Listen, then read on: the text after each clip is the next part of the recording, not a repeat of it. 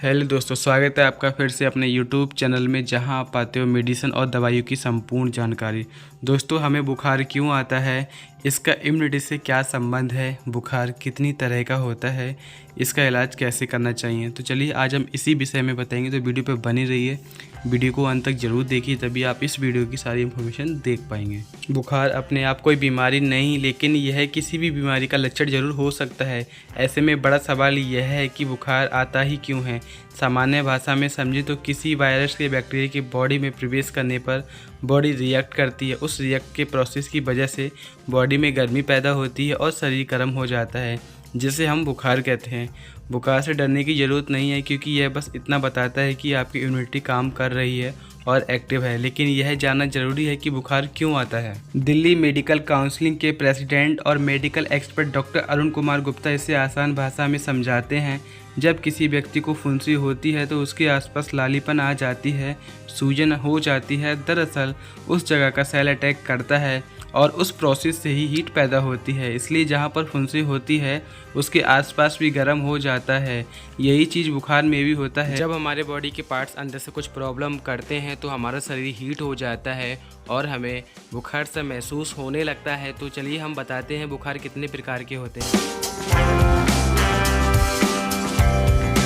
हमें बुखार किन किन कारणों की वजह से हो सकता है। सबसे पहले बात करें इन्फेक्शन की। यह बैक्टीरियल, वायरस, फंगस किसी का भी हो सकता है।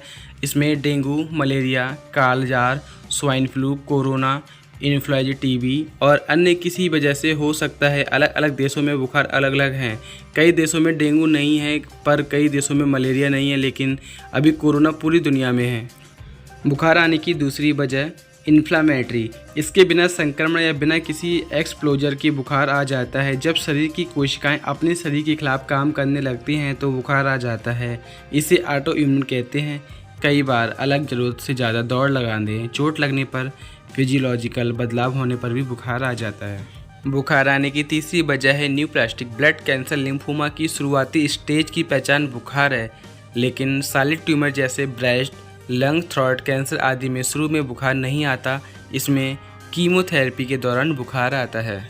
जब भी वायरस का संक्रमण होता है तो बुखार ज़्यादा होता है, क्योंकि वायरस का लोड ज़्यादा होता है। अगर शरीर में वायरस अधिक होगा तो रिएक्शन भी शरीर में ज़्यादा करेगा, जैसे कि डेंगू और कोरोना में देखते हैं। लेकिन बैक्टीरिया की बात करें तो इसका लोड कम होता है। अक्सर टीबी के मरीजों में बुखार रहता है, लेकिन ज़्यादा नहीं। उनके शरीर में हमेशा लो ग्रेड बुखार बना रहता है। कम इम्यूनिटी वालों को नहीं आता बुखार। उम्र बढ़ने के साथ बॉडी की इम्यूनिटी भी कम होती जाती है। 60 साल से ऊपर वाले मरीज जो पहले से गंभीर बीमारी से ग्रस्त हैं, उनमें कई बार संक्रमण हो जाए तो उनका शरीर वायरस को रोकने के लिए उस स्तर पर रिएक्शन नहीं कर पाता, जिसकी वजह से उन्हें फीवर नहीं आता। ऐसे मरीजों में बाकी लक्षण को गौर में करना चाहिए। अगर लगातार खांसी हो रही है, फीवर नहीं है, तो चिंता की बात है। एक बार डॉक्टर को ज़रूर दिखाना चाहिए।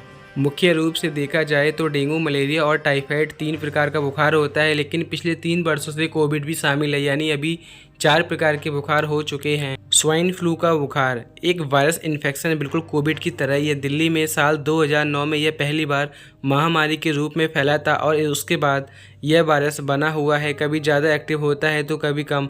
अभी दिल्ली में इसका संक्रमण भी मिल रहा है और स्वाइन फ्लू मौसमी बीमारी की तरह है। यह हर साल बारिश के दिनों में और सर्दी के मौसम में फैलता है। डेंगू का बुखार, इसमें कपकपी वाली ठंड के साथ तेज बुखार आता है, शरीर में सैरेज आ जाते हैं, हल्का जॉइंट पेन होता है। डेंगू और कोविड की तुलना नहीं है, क्योंकि कोविड एक संक्रमण बीमारी है, वहीं डेंगू मच्छर से फैलता है। इसमें कोविड की तरह सूंघने की क्षमता नहीं जाती और सांस लेने में तकलीफ नहीं होती। मलेरिया का बुखार कोविड से बिल्कुल अलग होता है। मलेरिया का बुखार, इसमें मरीज की सांस नहीं फूलती। मलेरिया में बुखार का पैटर्न होता है, सुबह आएगा और फिर चला जाएगा, दूसरे दिन फिर सुबह आएगा फिर चला जाएगा। इसमें खांसी या जुकाम नहीं होता है। दोस्तों, आप सभी प्रकार के बुखार के बारे में इस वीडियो में आप जान चुके होंगे, और आपको एक खास बात बता दूं, बुखार आने पे आपको कुछ बातें ध्यान रखनी चाहिए। नंबर 1, अपने मन से दवा ना खाएं। बुखार आए तब पहले चेक कराएं, उसके बाद पैरासीटामोल ऐसे नहीं खाएं, पहले डॉक्टर को ज़रूर बात करें। जब भी दवा लें तो एक बार डॉक्टर से ज़रूर संपर्क करें। स्टेरॉइड का इस्तेमाल ना करें। अगर कोई झोला छाप डॉक्टर दे रहा है तो सतर्क रहें, इससे नुकसान हो सकता है। कई बार बुखार आता है लेकिन जांच में पता नहीं चलता। ऐसे में अन्य संक्रमण यानी HIV जैसी बीमारी का पता लगाने के लिए जांच कराएं। वीडियो अच्छा लगा हो तो वीडियो को ज़रूर लाइक कीजिए। मिलते हैं नेक्स्ट